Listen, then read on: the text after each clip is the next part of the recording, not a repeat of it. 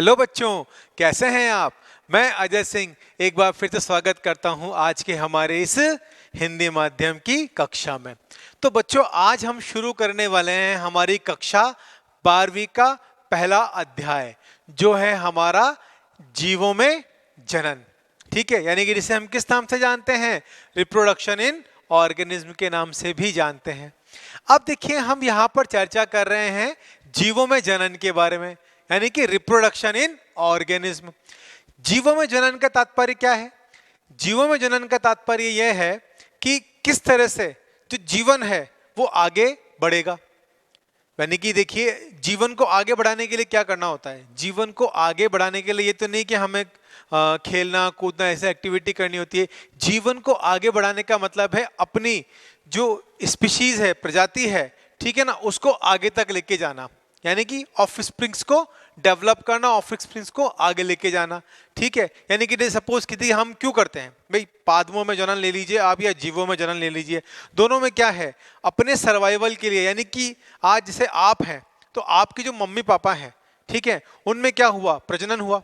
ठीक, प्रजनन वाली जो क्रिया हुई उससे आप हुए, तो आपकी उनसे आपकी पीढ़ी बन रही है और आपसे आपकी आने वाली पीढ़ी बनेगी। तो इसी चीजों को हम क्या कहते हैं, इसी को बोलते हैं हम जीवों में जनन। जीवों में जनन है वो कैसा प्रोसेस है, वो एक बायोलॉजिकल प्रोसेस है।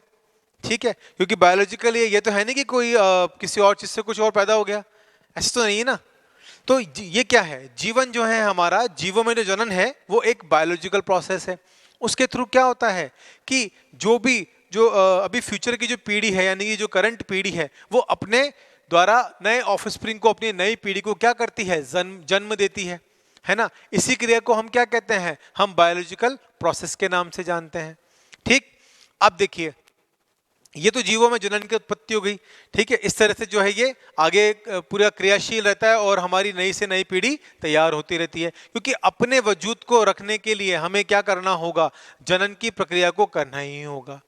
ठीक है, चलिए अगली हम बात करते हैं लाइफ स्पैन, यानी कि जनन काल के बारे में। अब देखिए, हर किसी में जो जनन काल है वो अलग अलग उपस्थित होता है। आप किसी छोटे से माइक्रो ऑर्गेनिज्म की बात कर लें तो जो उसमें जनन अवधि होगी वो कैसी होगी, उसके हिसाब से होगी। यानी कि हम कहते हैं कि किसी में कम होगी, किसी में ज्यादा होगी। कुछ कुछ घंटों के लिए जिंदा रहते हैं और कुछ कुछ दिन के लिए जिंदा रहते हैं, और कुछ जो ऑर्गेनिज्म है वो कहीं महीनों और सालों के लिए भी जिंदा रहते हैं। ठीक है, लेकिन माइक्रो ऑर्गेनिज्म जो है उनकी जो लाइफ है वो कुछ घंटों तक या कुछ दिनों तक ही सिमटी हुई रहती है। ठीक है, इसी तरह से वो क्या है, छोटे ऑर्गेनिज्म है। जब हम बड़े ऑर्गेनिज्म की तरफ बढ़ते हैं या जानवरों की हम बात करते हैं तो उसमें भी क्या है कि सबका अलग अलग लाइफ स्पान है, यानी कि उनकी जीवन अवधि है। ठीक है, फॉर एग्जाम्पल हम बात करें अगर मनुष्य के बारे में, तो मनुष्य की जो जीवन काल की अवधि है उसे हम क्या लेके चलते हैं। मनुष्य पहले के जमाने की हम बात नहीं करें, हम अभी करंट सिचुएशन की बात करते हैं कि पहले तो लोग 200-200 साल जिया करते थे, लेकिन अभी की जो सिचुएशन है उसके हिसाब से अगर हम बात करें, चर्चा करें, तो जो एक एवरेज मनुष्य की जो लाइफ होती है, एक स्वस्थ व्यक्ति की, उसको अभी तक मापा गया है 100 से 120 साल के अंदर अंदर। ठीक है, कुछ ऐसे व्यक्ति भी हैं जिन्होंने अपनी लाइफ को, अपनी उम्र को 120 साल तक जिया है। आपके परिवार में भी बड़े बुजुर्ग जो होंगे तो आपने देखा होगा कोई 90 ईयर्स तक, 95 ईयर्स तक वो सर्वाइव कर जाते हैं। ठीक है, तो एक हम क्या क्या कह सकते हैं, और कोई इंसान ऐसा है जिसकी एज जो है 65-70 तक की होती है। ठीक है, हम यहाँ पर बात कर रहे हैं नेचुरल प्रोसेस की, यानी कि अपने सामान्य जीवन काल से लेकर उसके सामान्य मृत्यु तक का समय जो होता है उसी को हम क्या कहेंगे, जीवन काल की अवधि कहेंगे, लाइफ स्पैन कहेंगे। ठीक है बच्चों, तो इतना कुछ हमने अभी देखा। ठीक, समझे आप कुछ कुछ चीज में कि हमको, हमें जीवन में आगे अपनी जो ऑफस्प्रिंग्स हैं उनको जन्म देने के लिए क्या करना पड़ता है, हमें क्रिया करनी पड़ती है। कौन सी, जीवों में जनन, क्योंकि जीवों में जन्म देना ही है क्या है हमारा, रिप्रोडक्शन इन ऑर्गेनिज्म हमारा आज का अध्याय है। सबसे पहले हम क्या करते हैं, हम अपनी हेडिंग नोट डाउन कर लेते हैं। ठीक है, चलिए सबसे पहले हम किसकी बात करेंगे, सबसे पहले हम बात करेंगे इसकी परिभाषा की।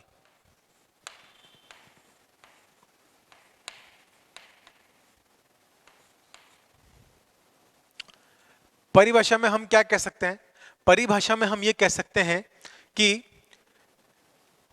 रिप्रोडक्शन क्या है, जीवों में जनन है। तो जीवों में जनन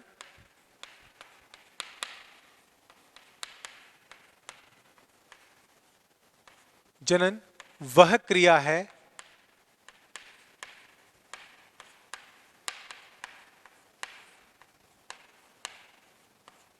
जिसमें वह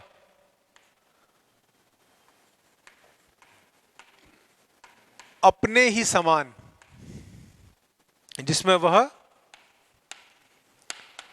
अपने ही समान नए जीवों की उत्पत्ति करते हैं।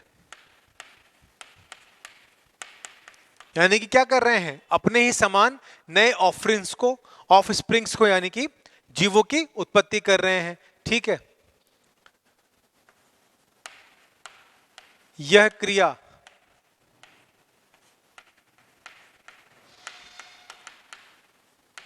जीवों में जनन कहलाती है।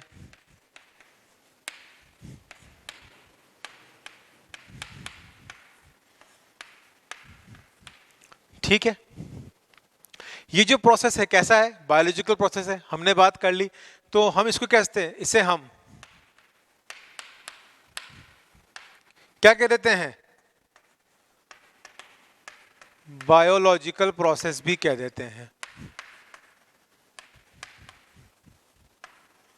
प्रोसेस भी कहते हैं। आई बात समझ में? यहां हमने इस परिभाषा को देख लिया। अब अगली हम किसकी चर्चा करेंगे, इनकी जीवन काल की अवधि के बारे में। या हम ये भी कहते हैं कि ये क्रिया कैसी है, अपने जैसे समान जीवों को उत्पत्ति तो कर रहे हैं, लेकिन क्या है कि अपनी पीढ़ी को दर पीढ़ी को आगे बढ़ाने हेतु। तो हम ये भी लिख सकते हैं, यह जनन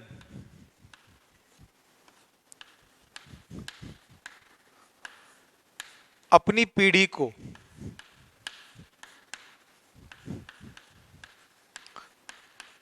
आगे बढ़ाने के लिए महत्वपूर्ण है, के लिए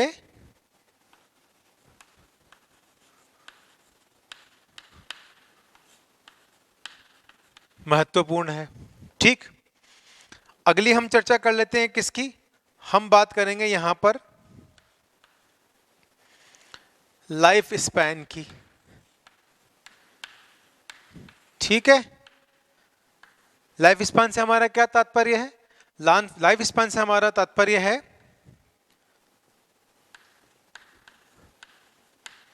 जीवन अवधि।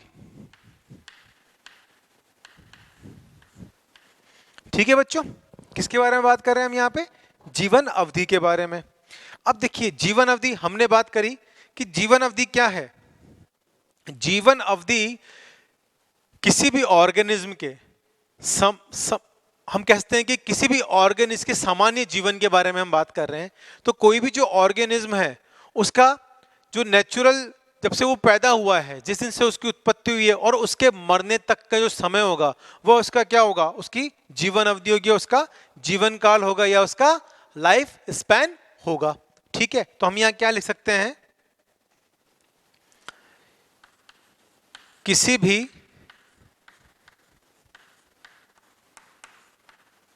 जीव की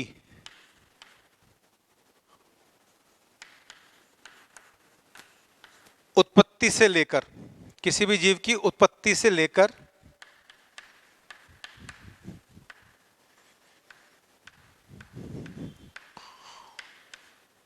उसकी सामान्य मृत्यु तक का समय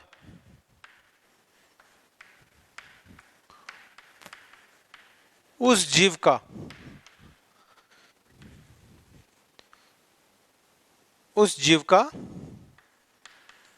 जीवन अवधि काल कहलाता है। जीवन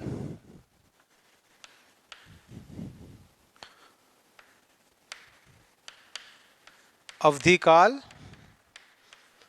कहलाता है।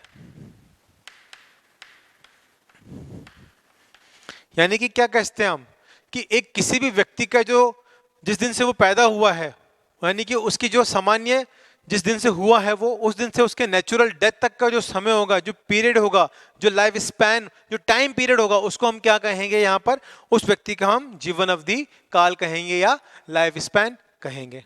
ठीक है, आई बात समझ में? चलिए अगले पॉइंट की हम चर्चा कर लेते हैं।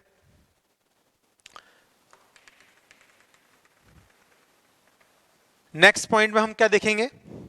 किसी भी जीव का जो लाइफ स्पैन है वो उसकी साइज पे डिपेंड नहीं करता है। मतलब हम उसको उसके शरीर के हिसाब से या वजन के हिसाब से हम उसको कैलकुलेट कभी नहीं करते हैं। क्यों? क्योंकि कोई छोटा जीव है, लेकिन क्या होता है कि कुछ कुछ घंटों के लिए जीवित है, कुछ कुछ दिनों के लिए जीवित है, और कुछ कुछ महीनों और कई सालों के लिए भी जीवित हो सकता है। तो किसी भी जो लिविंग ऑर्गेनिज्म है या कोई भी जो जीव है, उसके हम उसके साइज के हिसाब से उसके लाइफ स्पैन को यानी कि उसके जीवन काल की अवधि को हम तय नहीं कर सकते। तो नेक्स्ट पॉइंट में हम क्या लिखेंगे?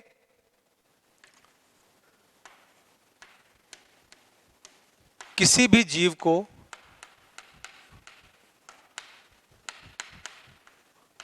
हम उसके आकार के हिसाब से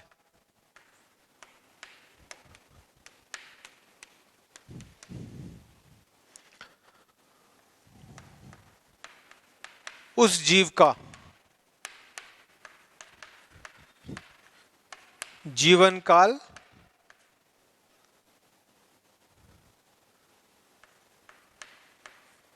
नहीं माप सकते हैं।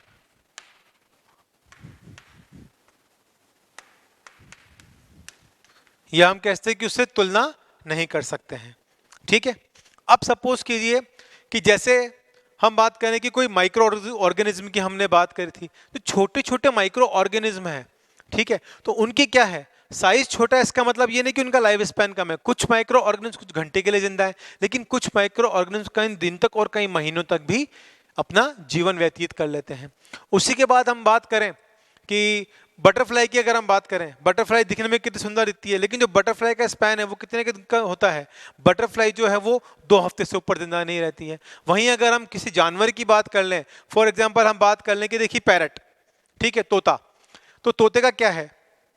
तोते का जो लाइफ स्पैन है छोटा है, साइज में छोटा है, ठीक है, लेकिन उसका लाइफ स्पैन कितना है? उसकी जीवन काल अवधि 140 वर्ष की है। वहीं अगर हम बात करें किसी घोड़े की बात कर लें, ठीक है, घोड़ा साइज में कितना बड़ा है?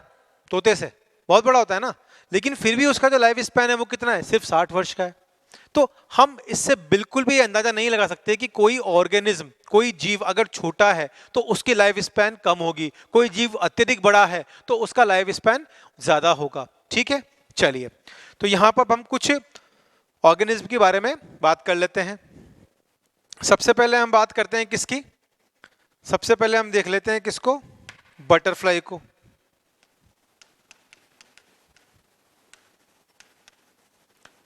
ठीक है, इसका लाइफ स्पैन कितना होगा? इसका लाइफ स्पैन होगा करीबन करीबन 2 हफ्ते का, 2 वीक्स। ठीक है, इसी में हम बात कर ले माइक्रो ऑर्गेनिज्म की, तो जो कुछ माइक्रो ऑर्गेनिज्म हैं उनका लाइफ स्पैन कितना है? कुछ घंटों या कुछ दिनों तक। ठीक है, अगली हम बात कर लें अगर,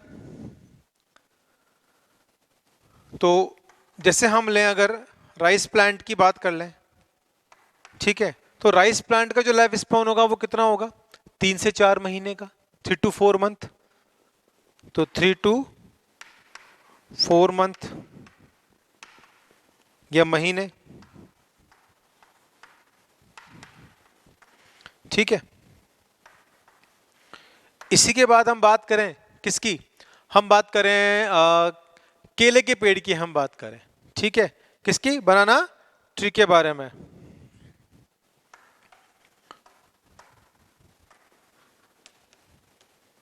बनाना ट्री के बारे में। ठीक है, तो बनाना ट्री क्या है? केले का पेड़।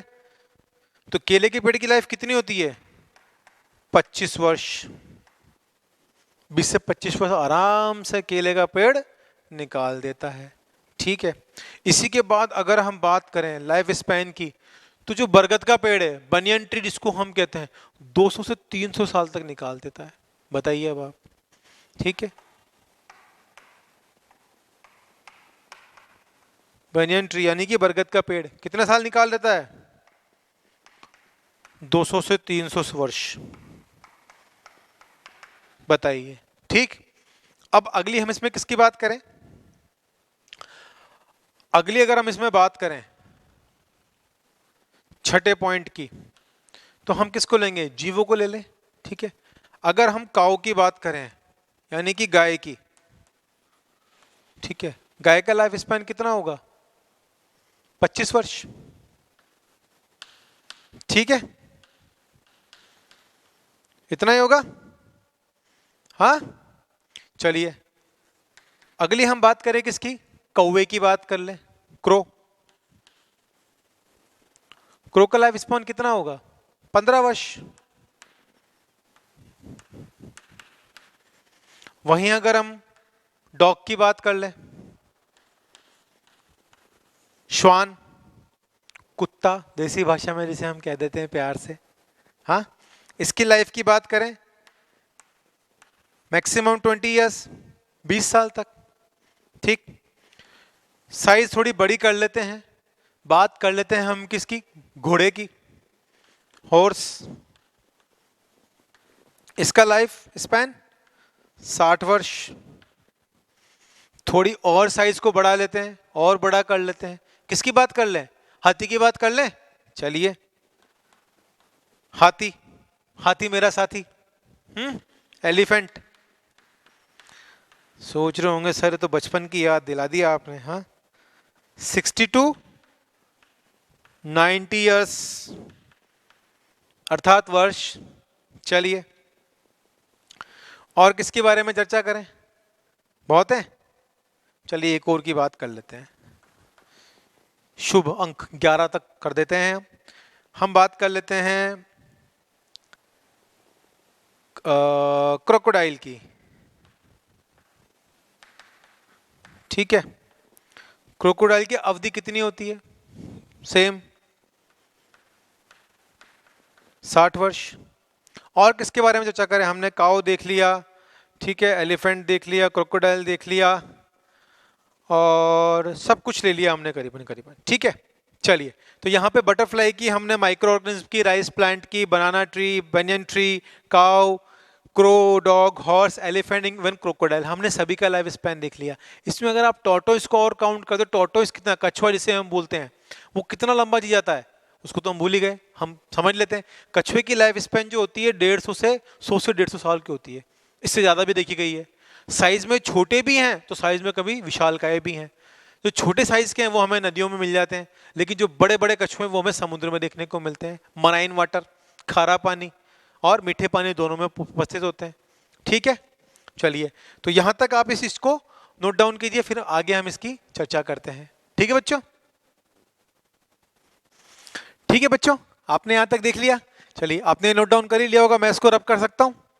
चलिए, तो मैं इसे यहां से रब कर देता हूं। अब आगे हम किसकी चर्चा करेंगे? देखिए, यहां पर हम एक चीज और समझते हैं कि लाइफ एक्सपेक्टेंसी की हमने बात कर ली यहां पर, कि किसी भी व्यक्ति की या किसी जीव की, ऑर्गेनिज्म के बारे में हम अगर बात करें तो उसकी लाइफ की एक्सपेक्टेंसी कितनी होगी, उसके बारे में हमने चर्चा कर ली। अगली हम किसकी बात करेंगे? हम बात करेंगे कि जो जीव है वह किस प्रकार के होने चाहिए।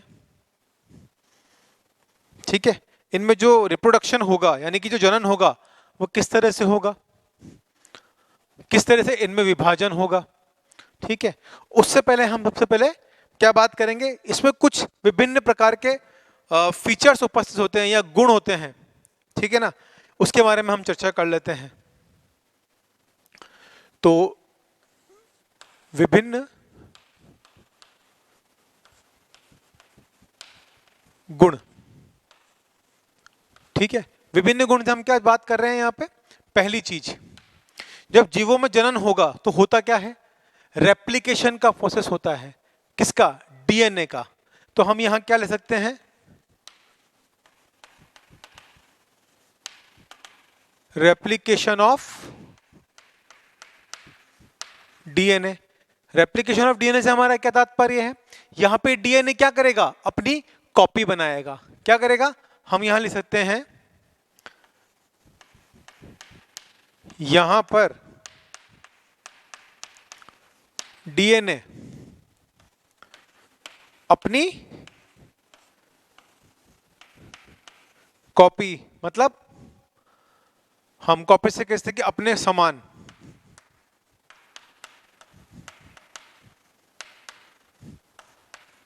अपनी कॉपी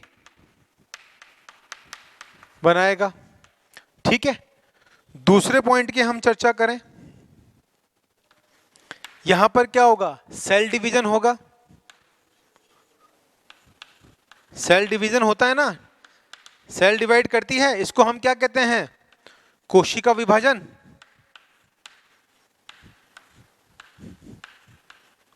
अरे भाई बताइए, होता है नहीं होता है कोशिका विभाजन?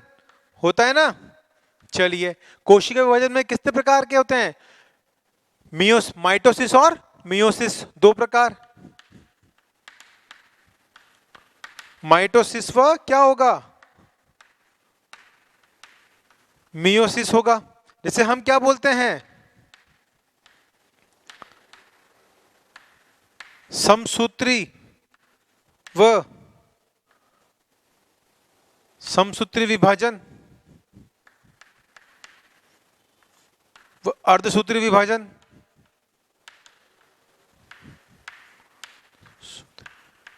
विभाजन आई बात समझ में? नेक्स्ट पॉइंट की हम चर्चा करें तो क्या देखने को मिलेगा? रेप्लिकेशन ऑफ डीएनए हो गया, डीएनए ने अपनी कॉपी बना ली। फिर जो रिप्रोडक्टिव बॉडी है और यूनिट है वो बनेगी। तो हम क्या ले सकते हैं? यहां पर रिप्रोडक्टिव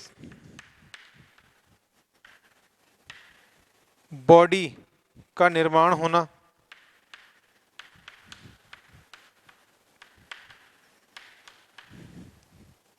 ठीक। तथा चौथा पॉइंट अगर हम यहां पर लिखें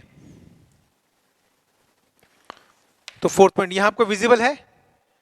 ठीक है। चलिए, तो फोर्थ पॉइंट की हम बात करें, एक संपूर्ण जीव का उत्पन्न होना। ठीक है, आई बात समझ में? तो हमने यहाँ 4 पॉइंट देख लिए, ये इनके एक कहते कि स्पेशल फीचर या विभिन्न गुण हैं। ठीक है, तो ये 4 तरह के गुण इसमें पाए जाते हैं। अब हम किसकी बात करते हैं कि जो जीवों में जनन रिप्रोडक्शन इन ऑर्गेनिज्म कितने प्रकार का होता है? ठीक, तो ये 2 प्रकार का होता है, हमें सबको पता है, असेक्सुअल और सेक्सुअल रिप्रोडक्शन। क्योंकि आपने आपकी जो प्रीवियस क्लासेस हैं, जो छोटी क्लासेस हैं, उनके बारे में भी आपको पूरी तरह से पता है। और आप कक्षा 12 के बच्चे हैं तो आपको बहुत ही अच्छी तरीके से पता है। आपको ये भी पता है कि कैसे मियोसिस का प्रोसेस होता है, कैसे माइटोसिस का प्रोसेस होता है। तो उसके बारे में हम चर्चा नहीं करेंगे क्योंकि वो आपने पढ़ रखा है। ठीक है, चलिए अब हम किसकी बात करते हैं? इसके प्रकारों की बात करते हैं। ठीक, तो सबसे पहले यहाँ कितने होते हैं? ये 2 प्रकार का होता है। हम यहां लिख सकते हैं, यह 2 प्रकार का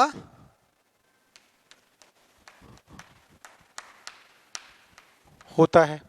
ठीक है, चलिए मैं इसे भी रब कर देता हूं, आपने इसे नोट डाउन कर लिया होगा।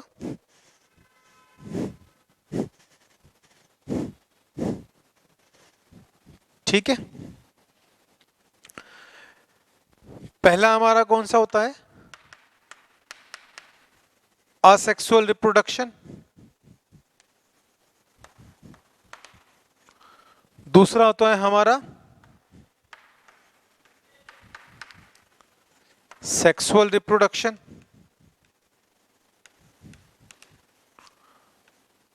ठीक है, असेक्सुअल रिप्रोडक्शन को हम क्या लिखते हैं? असेक्सुअल रिप्रोडक्शन को हम बोलते हैं अलैंगिक जनन। क्या बोलते हैं बच्चों? अलैंगिक जनन। ठीक। और सेक्सुअल रिप्रोडक्शन को हम क्या बोलते हैं? लैंगिक जनन के नाम से जानते हैं।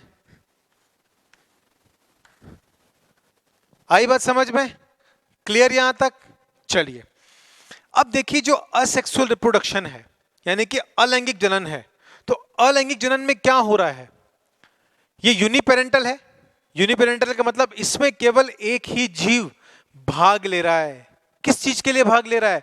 अपने लाइफ को आगे बढ़ाने के लिए, अपनी संतति को जन्म देने के लिए एक ही जो है ऑर्गेनिज्म ये क्रिया कर रहा है। इसीलिए इसको क्या बोलते हैं? अलैंगिक जनन बोलते हैं। ठीक। यानी कि, और इसे हम क्या बोलेंगे? यूनिपेरेंटल बोलेंगे, क्योंकि इसमें एक ही जो है ऑर्गेनिज्म पार्टिसिपेट कर रहा है, भाग ले रहा है। आई बात समझ में? ठीक है। अगली हम बात करें सेक्सुअल रिप्रोडक्शन की, तो सेक्सुअल रिप्रोडक्शन में क्या है कि सेक्सुअल रिप्रोडक्शन के अंदर दो ऑर्गेनिज्म पार्टिसिपेट कर रहे हैं, दो ऑर्गेनिज्म जो है जीव भाग ले रहे हैं, तो इसीलिए हमने इसे क्या बोला? लैंगिक जनन बोला। आई बात समझ में? चलिए तो एक काम करते हैं, हम एक एक करके हम इन पॉइंट्स को डिस्कस कर लेते हैं। तो सबसे पहले हम किसकी चर्चा करेंगे? सबसे पहले हम बात कर लेते हैं हमारे पहले रिप्रोडक्शन की, जो है हमारा असेक्सुअल रिप्रोडक्शन। ठीक। चलिए तो फर्स्ट हम बात कर लेते हैं किसकी? असेक्सुअल रिप्रोडक्शन की। या हम इसे सीधा ही लिखते हैं हमारा अलैंगिक जनन। हम इंग्लिश को भी साथ में लेके चलेंगे बच्चों, लेकिन यहां पे हमें टर्मिनोलॉजी हिंदी की और इंग्लिश की दोनों की याद रखनी है। ठीक है। चलिए तो अलैंगिक जनन के बारे में हम चर्चा कर रहे हैं। पहला पॉइंट हमारा इसमें क्या हो जाएगा? इस प्रकार के जनन में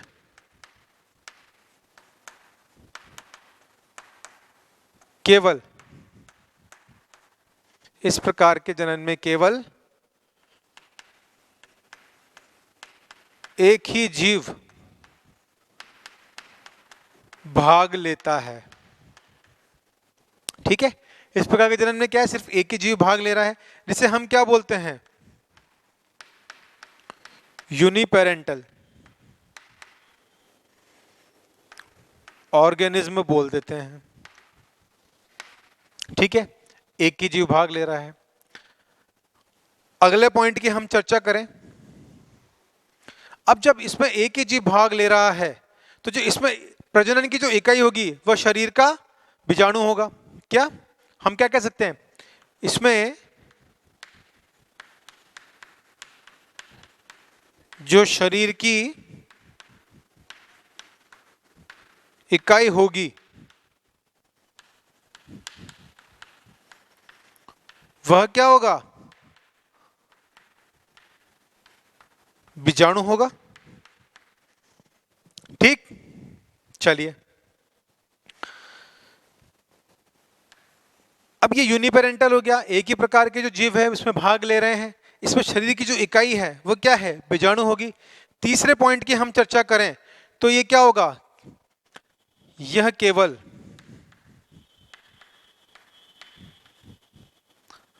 सरल प्रकार के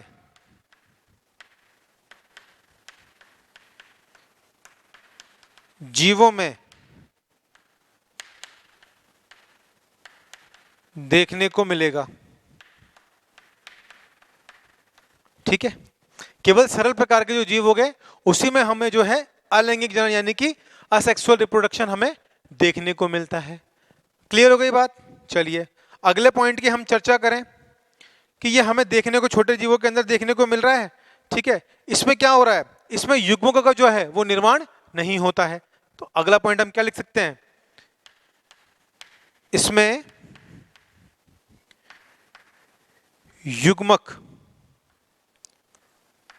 युग्मकों का यानी कि गैमेट्स का फॉर्मेशन नहीं होता है।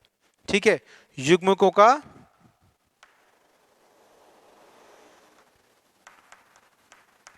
का निर्माण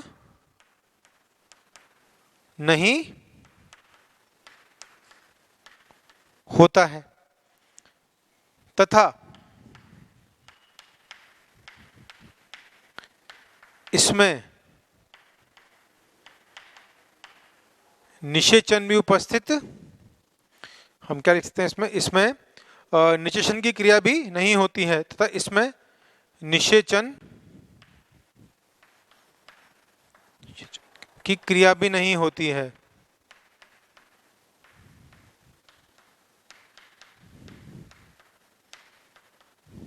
ठीक, नेक्स्ट पॉइंट हम कहां लिख सकते हैं, नेक्स्ट पॉइंट की चर्चा हम करें तो आपको क्लियर विजिबल है यहां तक? ठीक है, नेक्स्ट पॉइंट की हम चर्चा करें, इसमें निषेचन की क्रिया नहीं होगी, साथ ही साथ में क्या होगा, इसमें हमें इसमें समसूत्री, इसमें समसूत्री विभाजन देखने को मिलता है।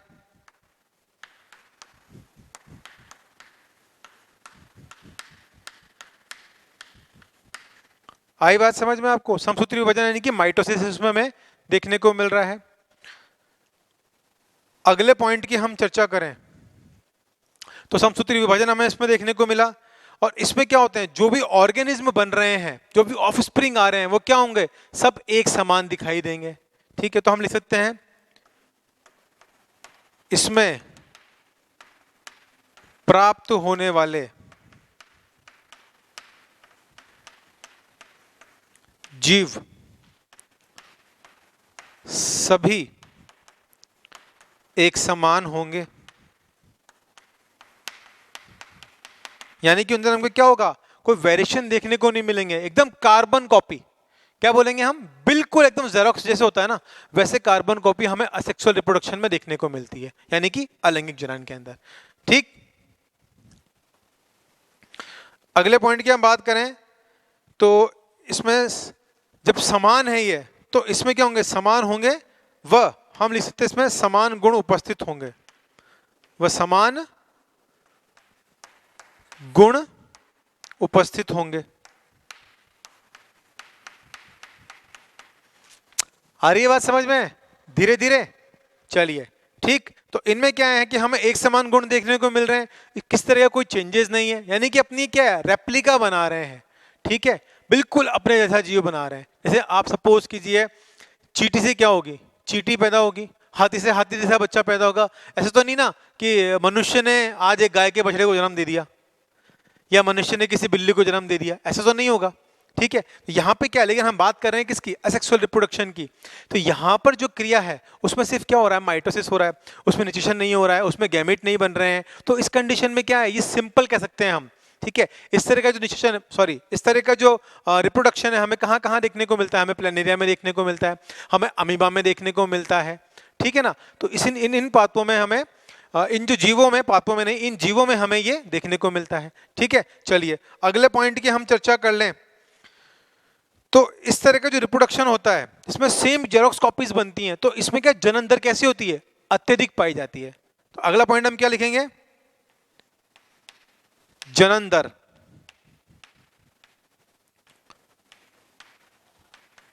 अधिक होती है।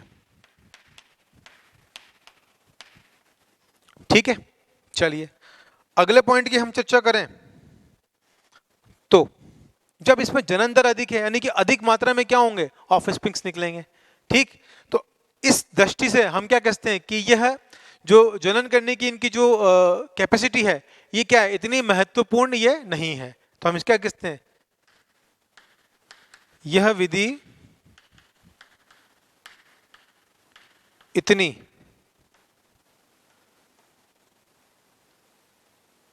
यह विधि इस दृष्टि से हम लिखते हैं, यह विधि इस दृष्टि से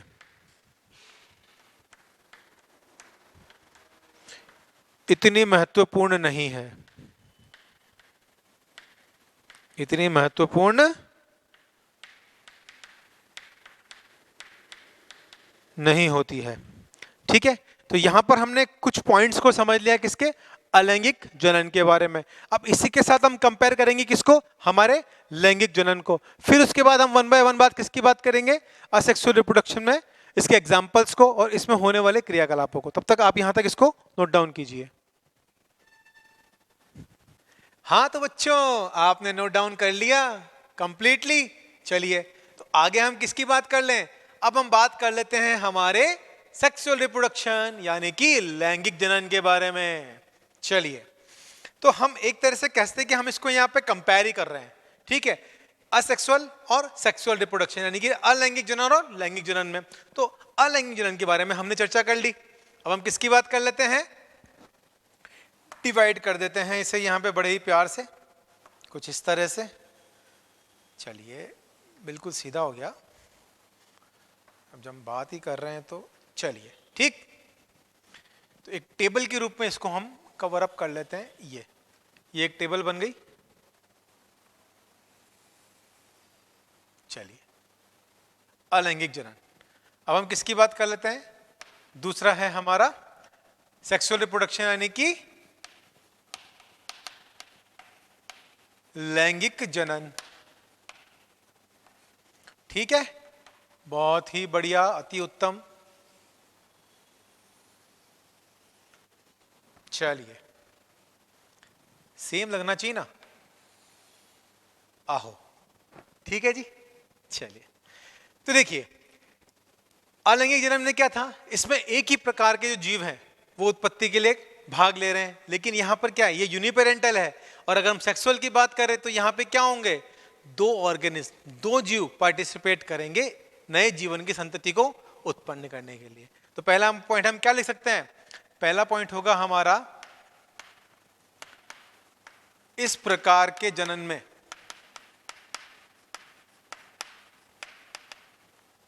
इस प्रकार के जनन में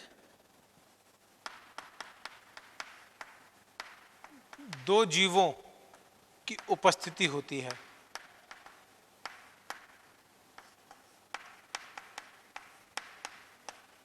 ठीक है, तो इसे हम क्या बोलेंगे, बाई पेरेंटल। ये क्या हो गया, बाई पेरेंटल। ठीक, चलिए अगले पॉइंट की हम चर्चा करें। सेम होना चाहिए ना, तो चौक भी हम सेम ही लेंगे। इसमें जो शरीर की इकाई होगी वो बीजाणु होगा, ठीक है, लेकिन क्या होगा इसमें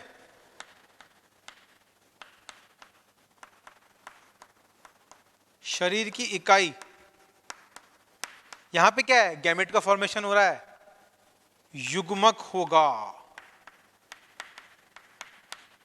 ठीक है, चलिए इस प्रकार के जो गुण हैं हमें किसमें देखने को मिलते हैं, इस प्रकार के जो गुण हैं यानी कि सेक्सुअल रिप्रोडक्शन है, जो लैंगिक जनन है, वो उच्च जीवों के अंदर हमें देखने को मिलता है। तो हम क्या लिख सकते हैं, यह हमें उच्च जीवों में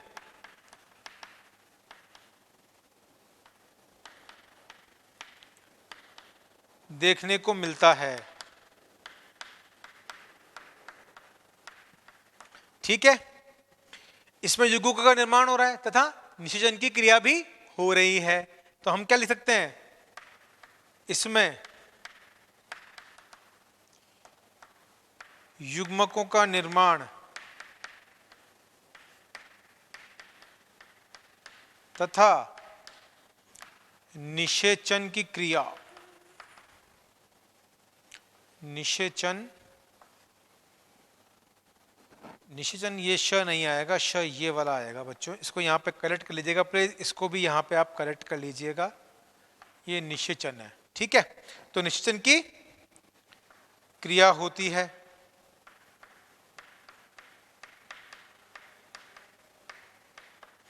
ठीक, अब इसमें जो अलैंगिक जनन था, असेक्सुअल रिप्रोडक्शन था, उसमें हमें कैसा विभाजन देखने को मिल रहा था, समसूत्री विभाजन, यानी कि हमें इसमें देखने को मिल रहा था सिर्फ माइटोसिस। ठीक है, लेकिन यहां पर हमें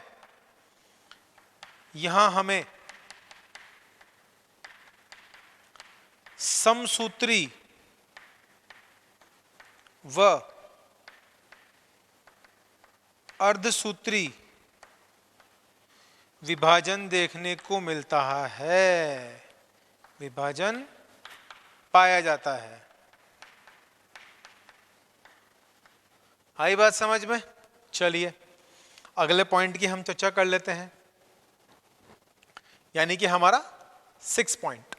ठीक, चलिए इसमें जो प्राप्त होने वाले जीव हैं, क्या हो रहा है, लैंगिक जनन के अंदर दो जीवों से ये मिलकर बन रहे हैं। ठीक है, यानी कि बाइपेरेंटल है, तो दोनों ही जो नर व मादा हैं उनके गुण समान इस जो ऑफस्प्रिंग होगा, जो जीव की उत्पत्ति होगी, उसके अंदर पाया जाएगा।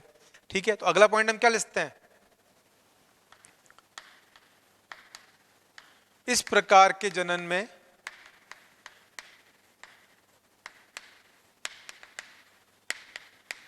प्राप्त संतति में दोनों से मतलब जो दोनों ऑर्गेनिज्म है, ठीक है ना, नर व मादा कह लीजिए, के गुण उपस्थित होंगे।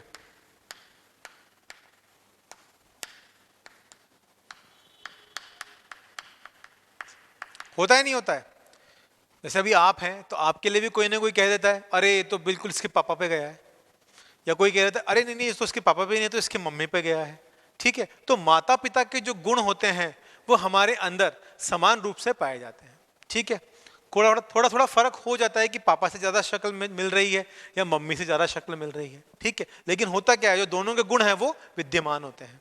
चलिए अगली हम बात करें हमारे 7 नंबर के पॉइंट की, तो ये क्या है, ठीक है, असेक्सुअल रिप्रोडक्शन में यानी कि अलैंगिक जन्म में क्या था, जो जनन दर थी वो अत्यधिक थी। यहां पर कितनी होती है, जनन दर जो होती है वो कम होती है या धीमी होती है। हम क्या लिख सकते हैं, जनन दर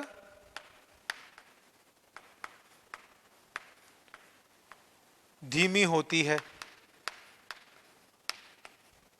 ठीक, चलिए अगले पॉइंट की हम चर्चा कर लें। तो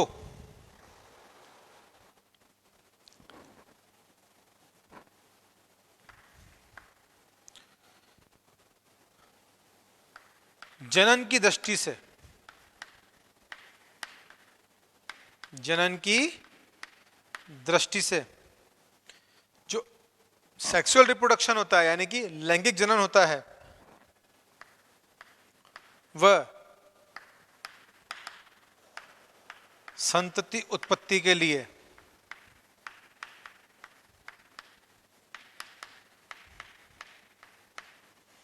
महत्वपूर्ण होता है।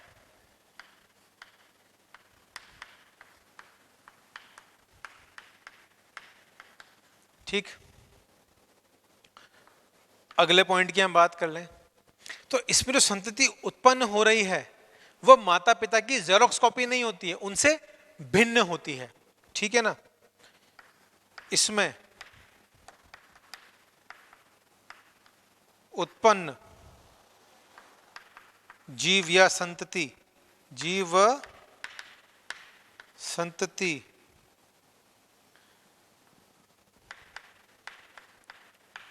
माता पिता से, माता पिता लिख देते हैं हम, से भिन्न होती है।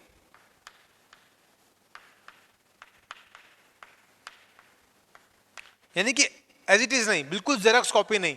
जैसे अगर आज आप हैं तो पापा मम्मी दोनों से आपकी शक्ल मैच खा रही है, उनके गुण आपसे मैच खा रहे हैं। ठीक है ना, ऐसा नहीं कि बिल्कुल आप पापा की कॉपी निकल के आ गए, जैसे मम्मी कंफ्यूज कि पापा कौन है और बेटा कौन है, ऐसा बिल्कुल नहीं होता है। ठीक है ना, तो यहाँ पे क्या होता है, उत्पन्न होते हैं लेकिन माता पिता से थोड़े से भिन्न होते हैं।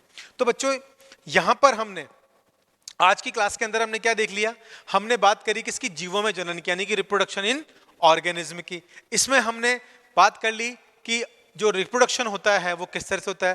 पहले हमने चर्चा करी इसमें कि जो जीवों की उत्पत्ति है वो क्या है, हमारे वंश को आगे बढ़ाने के लिए है।